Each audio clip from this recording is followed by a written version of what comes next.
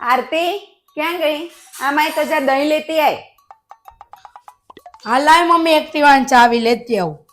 અરે એક્ટિવાની ચાવી વાળી ચાલતી જા, નથી જવાની એક્ટિવા લઈને. અરે અહીંયા 4 રસ્તે જ જવાનું છે, 2 મિનિટનો તો રસ્તો છે, એમાં શું એક્ટિવા લઈને જવું હોય? ચાલતી જા. ના મમ્મી હું ચાલતા નહીં જાઉં.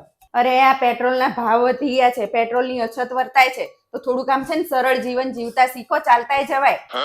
પણ મમ્મી પણ કઈ નહીં છે ને, અમથા છે તો સવારે ચાલવા જશે અને પાછા જીમમાં જઈને પેલી સાયકલો ચલાવવા જશે. આ સાયકલ પડી, સાયકલ લઈને જાય, એક્ટિવા નથી લઈ જવાનું. ના મમ્મી હો સાયકલ લઈને હું નથી જવાની, મને શરમ આવે. હવે શરમની પૂંછડી, આ છે તે તું જીમમાં જાય છે સાયકલ નથી ચલાવતી અને હવાર ચાલવા નથી જતી, તો અત્યારે સાયકલ લઈને જાય ને તો થોડી કસરત એ થાય. અને આમે છે ને અત્યારે કેટલા સાધનો વધી ગયા છે, નકરી બીક લાગે છે એક્સિડન્ટ થાય ને, અને આ છે ને હવાનું પ્રદૂષણ એ કેટલું થાય છે. આના કરતાં મને એમ થાય પહેલાનો જમાનો હતો ને, સાયકલો ને બળદગાડા ની આવી જાય ને તો સારું, શાંતિ. સારું બાપા, ચાલતા જઈશ અને હવે સાયકલ લઈને જઈશ, પણ તારું ભાષણ બંધ કર.